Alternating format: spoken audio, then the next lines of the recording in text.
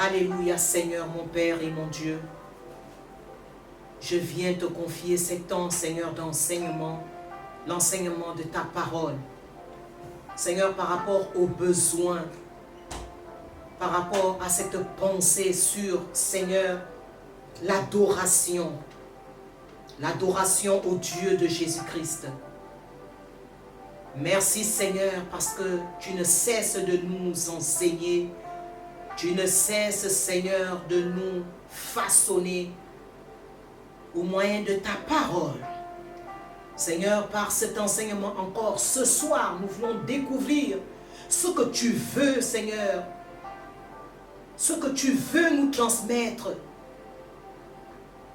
sur l'adoration de ta personne. Seigneur, nous disposons nos vies, nous disposons nos cœurs pour recevoir de toi. Je bénis encore, Seigneur, ta parole, dans le précieux nom de Jésus. Louange à ton nom. Amen. Bien-aimés, le Seigneur a mis quelque chose de très important dans mon cœur et j'aimerais vraiment vous partager cet enseignement. Et comme je le disais dans la prière, cet enseignement a pour thème l'adoration. L'adoration au Dieu de Jésus-Christ. Pas l'adoration à autre chose. L'adoration au Dieu de notre Seigneur Jésus-Christ. Et nous nous inspirons premièrement de cette parole qui se trouve dans Jean 4, le verset 23. Jean 4, le verset 23, c'est le Seigneur Jésus lui-même qui parle et qui s'adresse à la femme samaritaine. Et qu'est-ce qu'il dit? Mais l'heure vient, et elle est déjà venue, où les vrais adorateurs adoreront le Père en esprit et en vérité, car ce sont là les adorateurs que le Père demande. Alléluia. Alors donc le thème de notre enseignement, bien-aimé, est l'adoration au Dieu de Jésus-Christ. Bien-aimé, notre Dieu considère l'adoration de son peuple. L'adoration que son peuple peut lui offrir de tout cœur. Dieu la considère. Ton Père céleste, ton Dieu considère l'adoration que tu peux lui offrir de tout cœur. Alors nous voyons que lorsque nous adorons Dieu, lorsque nous rentrons dans cette atmosphère, Dieu regarde le cœur. Dieu ne regarde pas, bien-aimé, à ce que tu peux démontrer, mais il voit le cœur tout entier qu'il adore. Alors ce soir, nous pouvons d'abord retenir, bien-aimé, que l'adoration vient et doit venir du cœur profond avec son Dieu. Bien-aimé, l'adoration, c'est quoi? L'adoration est une expression personnelle. Et cette expression personnelle, humaine, à travers laquelle nous honorons et élevons le Dieu grand, le Dieu suprême, le Dieu éternel, le Dieu invisible. Nous ne le voyons pas, mais parce qu'il vit en nous, bien-aimés, nous sommes conscients de sa présence. Alors nous l'élevons, alors nous l'honorons, nous l'élevons, nous l'honorons, bien-aimés. Donc l'adoration, bien-aimés, c'est cette expression personnelle à travers laquelle nous honorons et élevons notre Dieu. Bien-aimés, donc nous exprimons à notre Dieu nos sentiments. Nos sentiments. Dieu, au travers l'adoration que nous lui apportons, que nous lui exprimons, en d'autres termes, nous exprimons à Dieu nos sentiments, les sentiments d'amour, Voilà pourquoi, quand nous sommes dans cette relation d'adoration, nous pouvons dire, Seigneur, je t'aime. Seigneur, je t'aime. Seigneur, je ne peux pas t'abandonner. Seigneur, à qui d'autre irai-je? Seigneur, je t'ai trouvé. Tu t'es laissé trouver. Alors, je veux réellement t'appartenir toute ma vie. Bien-aimé, c'est cette expression, c'est ce sentiment d'amour. Ce n'est pas seulement ce sentiment d'amour, mais c'est aussi nos pensées. Par nos pensées, bien-aimés, nous pouvons entretenir des pensées nobles. Nous pouvons entretenir des pensées qui le glorifient. Sache bien aimé que lorsque tu entretiens les pensées qui glorifient Dieu, lorsque tu chasses les pensées qui ne glorifient pas Dieu, tu es en train de l'adorer, tu es en train de l'élever, tu es en train, bien aimé, de lui dire réellement ce qu'il est. Il est grand. Bien-aimés, ce sont également des paroles de gloire, des paroles de grandeur qui sortent de nos vies, qui sortent de nos cœurs. L'adoration, ce sont ces paroles de grandeur, ces paroles de gloire que nous exprimons à notre Dieu bien-aimé. Lorsque nous sommes dans l'adoration, nous ne devons pas, c'est vrai qu'il y a des moments où nous pouvons faire silence parce que nous nous sommes tellement déversés. Oh, nous avons déversé nos cœurs dans la présence de notre Dieu. Nous avons déversé nos cœurs et alors nous pouvons à un moment donné dans notre adoration le contempler. À un moment donné nous pouvons faire silence, mais bien aimé, nous devons dans l'adoration faire sortir les paroles d'amour qui bouillonnent dans nos cœurs pour notre Dieu, les paroles de grandeur, les paroles de considération. Bien aimé, l'adoration se fait partout. Le Seigneur peut te saisir. Il peut te saisir par le Saint-Esprit, par son esprit dans ta voiture. L'adoration, j'aimerais te dire à cet instant que l'adoration, ce n'est pas seulement dans le temple, ce n'est pas seulement dans la maison de Dieu, ce n'est pas seulement à Jérusalem, c'est partout, c'est partout, c'est dans le temple, dans la maison de Dieu, ça peut être à Jérusalem, ça peut être dans la rue, ça peut être dans la nature, ça peut même être dans ta voiture alors que tu es en train de conduire ta voiture et tu es en train d'aller peut-être dans ton lieu de travail. Bien-aimé, tu es saisi par des paroles d'amour, des paroles de reconnaissance, des paroles, oh bien-aimé, de grandeur, et tu te mets à adorer ton Dieu.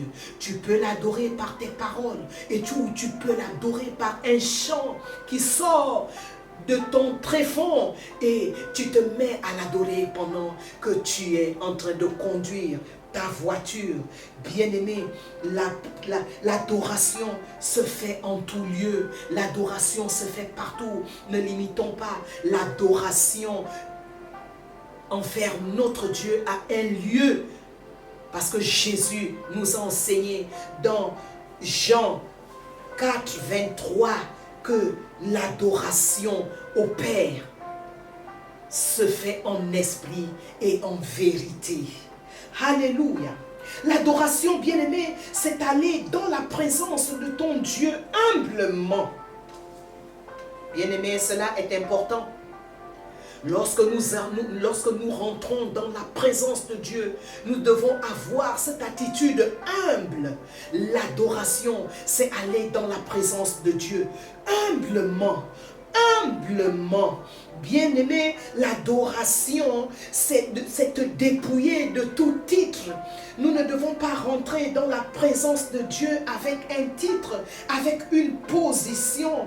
Même si tu es élevé dans la société, même si tu es élevé, oh bien-aimé, dans le milieu ecclésiastique, si tu es pasteur, si tu es prophète, et nous connaissons tout ce qui s'ensuit, nous ne devons pas nous gêner d'adorer notre Dieu comme nous le désirons. Nous ne devons pas nous gêner. Bien-aimé, parce que l'adoration, bien-aimé, est aussi cette expression corporelle. C'est aussi cette expression corporelle. Bien-aimé, tu peux sentir qu'à un moment donné, tu veux te mettre à genoux. Ne sois pas gêné. N'aie pas honte lorsque tu adores ton Dieu de te mettre à genoux. N'aie pas honte de te prosterner. N'aie pas honte de te mettre debout. N'aie pas honte de te coucher même tout le long du sol. Nous ne regardons pas à ce que nous sommes lorsque la présence de ce grand Dieu nous saisit. Bien-aimés, nous nous oublions. Nous n'existons plus, mais il n'y a que le ciel et la terre. Nous sommes en connexion avec le ciel et la terre. Nous sommes en connexion, oh bien-aimés, comme Ésaïe. Nous voyons Ésaïe dans la présence de Dieu. Il pouvait dire Saint, Saint, Saint, Saint, Saint est l'Éternel. Ésaïe était dans l'adoration. Ésaïe a adoré son Dieu et il a remarqué son état. Bien-aimé, l'adoration nous permet de voir l'état, l'adoration réelle, l'adoration sincère nous permet de voir notre réel état. Et pendant que nous voyons notre réel état, notre réelle position devant Dieu, alors nous nous humilions et nous reconnaissons qu'il est grand, qu'il est Dieu, qu'il est saint. Nous nous prosternons, bien-aimés, et notre Dieu se réjouit. Il se réjouit de cette attitude. Bien-aimés, nous allons le voir dans le psaume 29. Nous allons le voir dans le psaume 29. D'abord, le psaume 29 d'abord, nous voyons comment David pouvait adorer son Dieu. Bien-aimé, David nous dit dans le psaume 29, le verset 2, il nous dit, qu'est-ce qu'il nous dit? Il nous dit, fils de Dieu, rendez à l'Éternel gloire et honneur. Vous voyez, David savait adorer son Dieu. Il dit, rendez à l'Éternel. Alors lorsque tu adores ton Dieu, tu le rends honneur, tu le rends gloire, tu contemples sa gloire et tu le rends gloire. Alléluia. Il dit, prosternez-vous devant l'Éternel avec des ornements sacrés. Prosternez-vous. Vous voyez, David se prosternait devant son Dieu lorsqu'il l'adorait. David ne considérait pas sa position de roi, mais il se faisait tout petit, il se faisait créature ou il se faisait enfant. Tout petit devant la présence, devant l'immensité de son Dieu, alors il pouvait se prosterner. Alléluia. Le psaume 95 encore. Nous allons aussi aller au psaume 95, bien-aimés. L'attitude corporelle, l'attitude corporelle. Alors, je ne sais pas quelle a souvent été ton attitude lorsque tu adores Dieu. Est-ce que tu es libre dans ton expression corporelle ou tu as honte de ceux qui te regardent, ou tu as honte? Bien-aimé, nous ne devons pas avoir honte. C'est une affaire entre Dieu et nous. Lorsque l'adoration te concerne, c'est ta relation avec Dieu. Le psaume 95, le verset 6 nous dit, venez, prosternons-nous et humilions-nous. Alléluia. Fléchissons le genou devant l'Éternel, notre Créateur. Car il est notre Dieu et nous sommes le peuple de son pâturage. Fléchissons le genou. Est-ce que tu te mets à genoux lorsque tu adores ton Dieu? Si tu peux te mettre à genoux, mets-toi à genoux. Lorsque tu sens que tu dois te mettre à genoux, bien-aimé, adore ton Dieu à genoux. Ne sois pas distrait lorsque tu adores Dieu. Beaucoup d'enfants de Dieu sont distraits aujourd'hui et ils passent à côté de ce que Dieu aimerait même ajouter à leur vie spirituelle pendant qu'ils sont dans l'adoration, pendant qu'ils adorent leur Dieu. Ils sont distraits. Ils sont distraits parce que la pensée n'est pas concentrée, la pensée n'est pas centrée. Alors que nous avons vu que lorsque nous adorons notre Dieu, nos pensées doivent être fixées sur lui. Alléluia. Nous allons aussi lire le psaume 99, le verset 5. Le psaume 99, le verset 5. Alléluia. Exaltez l'Éternel notre Dieu et prosternez-vous devant son marchepied, il est saint. Exaltez l'Éternel. L'exaltation, c'est-à-dire dire à haute voix ce qu'il est, sa grandeur, bien-aimé, devant le Saint des Saints. Bien-aimé, c'est aussi l'adoration. Exaltez l'Éternel, exaltons notre Dieu. Lorsque nous l'adorons, n'ayons pas honte. Même s'il faut crier, tu cries devant ton Dieu. Alléluia. Et tu lui donnes des paroles qui viennent du plus profond de ton cœur. Oui, bien-aimé. Alors parce que il est le Créateur. Nous l'adorons pourquoi? Nous l'adorons parce qu'il est le Créateur. Il est notre Créateur. Il est notre Sauveur. Excusez-moi, bien-aimé. Il est notre Sauveur. Il est notre Créateur. Il est notre Seigneur. Il est notre Roi. Il est notre Sauveur. Il est celui qui t'a sauvé de cette vaine manière de vivre dans laquelle tu étais. Tu étais désespéré lorsque tu ne connaissais pas Dieu. Et aujourd'hui, tu es plein d'espoir. Ce sont des raisons pour adorer réellement ton Dieu. Ce sont des raisons pour t'exprimer. Ce sont des raisons pour te concentrer dans l'adoration. Lorsque nous adorons le Seigneur bien-aimé, nous devons être concentrés. Nous ne devons pas être distraits. Dans la pleine assemblée, nous ne devons pas avoir les yeux qui regardent à gauche, à droite. Non, bien-aimé, tu dois avoir ces yeux-là fixés vers ton Dieu et être concentré vers lui. Oui, bien-aimé, nous l'adorons parce qu'il ne cesse de faire des merveilles, des grandes choses dans nos vies.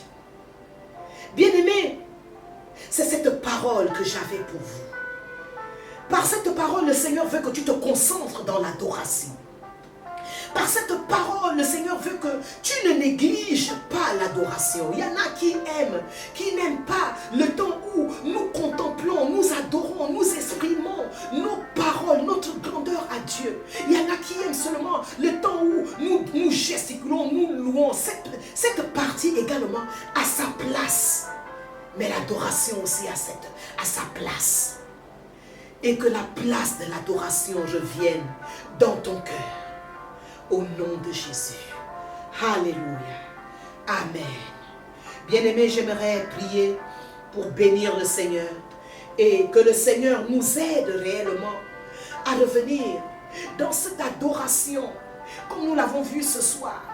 L'adoration corporelle.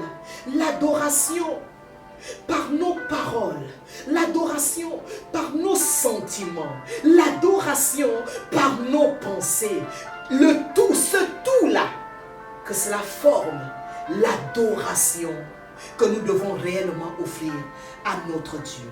Seigneur, mon Dieu, aide-nous, Seigneur, aide-nous, c'est notre cri, c'est mon cri. Seigneur, aide-nous à t'adorer véritablement. Aide-nous, aide encore l'Église aujourd'hui à être concentrée concentrer, Seigneur, dans cette attitude d'adoration, afin, Seigneur, que nous réjouissions ton cœur. Seigneur, dans notre adoration, dans l'adoration, Seigneur, nous voulons réaliser, Seigneur, que tu es grand, que ton pouvoir est illimité, que ta grâce est assez suffisante pour nos vies. Oh Seigneur, que ton amour est illimité pour nos vies. Oui, Seigneur. Pour cela, nous voulons réellement être concentrés. Aide-nous, Seigneur, que tout ce qui nous empêche à réellement nous concentrer dans la véritable adoration, Seigneur, sorte de nos vies. Oh Dieu Tout-Puissant, c'est ma prière à cet instant. Oui, Seigneur, et que tu nous aides réellement à nous concentrer et à nous faire, à nous rendre humble, à être humble en ta présence et à reconnaître ta grandeur. Que l'honneur, que la gloire et la louange te reviennent. Au nom de Jésus, sois célébré. Amen.